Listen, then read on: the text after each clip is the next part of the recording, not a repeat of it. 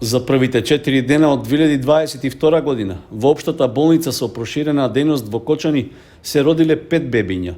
Со тоа, оваа здравствена институција е рекордер во источниот регион, со оглед што во другите болници се уште се чека на првото новороденче. Опаѓањето на бројот на породувањата во болниците во регионот е константно во последната деценија, при што според податоците од Државниот завод за статистика, минатата година на истокот во државата е регистриран вкупен негативен прираст од околу 1300 лица. Во општата болница во Кочани годинава по подолг период првото новороденче се роди на 1 јануари, при што од раководството на здравствената институција истакнаа дека, иако минимално, сепак е регистрирано покачување на бројот на породувања. На акушерското одделение минатата година имало над 150 породувања, со што продолжува позитивниот тренд во споредба со претходната неколкугодишна стагнација. Освен од Кочани, во болницата се породуваат и родилки од другите општини.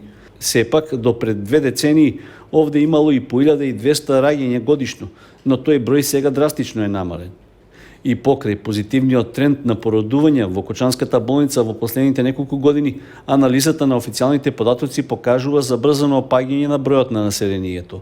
За една година во општините Кочани и Штип се регистрирани по околу 210 починати повеќе во однос на бројот на родени.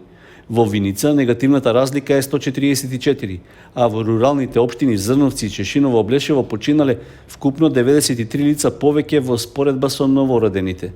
Според податоците од истражувањата на невладината организација ИНИ од Виница, најголемо влијание врз негативниот прираст во регионот имаат лошата социјално-економска состојба и иселувањето на младите брачни парови во западноевропските земји.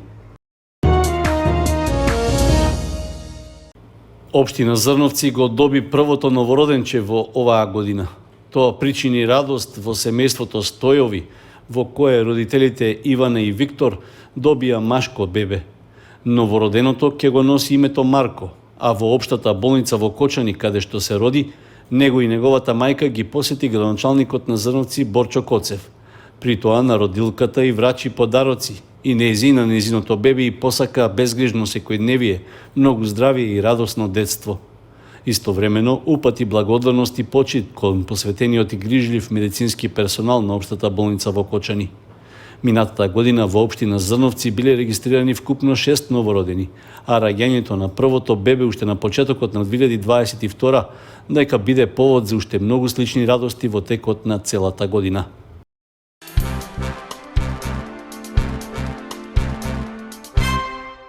Сојот Омикрон на коронавирусот е детектиран кај 8 пациенти од Скопје и 1 од Кочани, потврди Министерството за здравство. Од таму додаваат дека во лабораторијата за вирусологија на Институтот за јавно здравје биле направени анализи за детекција на сојот Омикрон на вирусот SARS-CoV-2. Во лабораторијата биле изработени 24 примероци. При тоа биле тестирани пациенти од Скопје, Кочани, Велес, Гевгелија и Богданци. Од вкупниот број тестирани кај 9 е детектирана Омикрон варијантата на вирусот, што изнесува околу 37,5% од позитивните примероци. Потврдено е дека 8 од лицата кај кои е детектиран Омикрон сојот на вирусот се од Скопје, додека едно лице е жител на Кочани. Општина Виница објави повик за продажба на градежно земјиште во државна сопственост, наменето за изградба на објекти за индивидуално домување. На инвеститорите им се нудат 4 градежни парцели со просечна површина од 630 квадратни метри, лоцирани на јужниот дел од Виница. Се работи за прв јавен повик за продажба на градежното земјиште во општината по пауза од околу 5 години. При тоа, од локалната самоуправа најавија дека очекуваат негова целосна реализација. Земјиштето се продава по 61 денар за квадратен метар, а во цената не е вклучен надоместокот за негово уредување. Парцелите се на атрактивна локација во близина на метеоролошката станица во Виница, со изградена сообраќајна и друга комунална инфраструктура, истакна градоначалникот на Виница Миле Петков. Целиот простор за кој е изготвен урбанистички план располага со уште десетина парцели, за кои во наредниот период исто така се планираат објави за продажба, во зависност од интересот на купувачите. Според урбанистичкиот план на локацијата на која се нудат парцелите, може да се градат индивидуални куќи со приземја, 2 ката и подкровни простории. Пријавувањето на заинтересираните инвеститори е до 10 јануари, при што тие треба да обезбедат банкарска гаранција во висина од 300% од почетната вредност за секоја парцела. Продажбата ќе се спроведе со јавно наддавање што ќе се реализира на 12 јануари.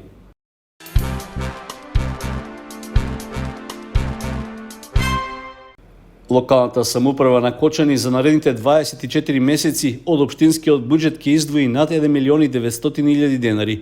Со нив ќе го субвенционира функционирањето на јавниот градски превоз на патници. При тоа, во повикот за избор на транспортер е наведено дека општината ќе учествува со 50% од цената на билетот, односно на секои 10 денари што ќе ги плати патникот, таа на превозникот ќе му доплаќа уште толку. Јавниот повик за избор на давател на услугата е веќе објавен, а рокот за поднесување понуди од заинтересираните субјекти е до 12 јануари. Со тендерската документација е определена линијата на која ќе вози градскиот автобус, кај која нема поголеми промени во однос на досега утврдената траса. Тоа значи дека тргнувањето и понатаму ќе биде од населбата Оризари преку местноста Бавчалук до зоната лесна индустрија и обратно. Определени се 40 на различни стојалишта, а од давателот се бара сам да го определи возниот ред по кој ќе се обраќа превозот. Линискиот градски превоз на патници ќе се врши со најмалку 4 поаѓања дневно. При тоа, максималната единична цена за билет по патник треба да изнесува 20 денари. Од нив половина ќе субвенционира општината од својот буџет. Општина Кочани бара фирма со соодветна механизација за прочистување и порамнување на земјениот пат во Рицко-планинскиот регион што води кон селото Главовица. Се работи за редовна годишна активност со која се обезбедува проодност на земјениот коловоз до тешко пристапните и оддалечени маала на ова село. Според предмерот во техничката спецификација предвидено е да се прочисти пат во должина од околу 15 км. При тоа, освен рамнењето на коловозот, се планира да се обезбеди и зимско одржување, односно расчистување на снегот, за што се планирани 20 работни часа, како и за расчистување на евентуални одрони, за што на изведувачот на работите му се дадени 30 работни часа. Според искуствата од изминатите години, за оваа намена во локалната самоуправа во Кочани се планираа по околу 180.000 денари. Јавниот тендер за избор на изведувач е веќе објавен и трае до 5 јануари, а со компанијата што ќе биде избрана ќе се склучи договор со рок на важност од 10 месеци. Градежните работи ќе се изведуваат сукцесивно согласно потребите на терен, а давателот на услугата ќе се обврзе да ги чисти снежните наноси поголеми од 3 см или пак да излезе на терен при одрони на камења и карпи кои го попречуваат движењето по патот. Исто така, по повик од надлежните во локалната самоуправа треба да обезбеди проодност на патниот правец кон селото Главовица за цело време додека трае договорот. Оваа активност ќе се реализира поодделно од обезбедувањето проодност на земјените коловози во тешко пристапните и оддалечени места на територијата на општина Кочани во должина до 30 км.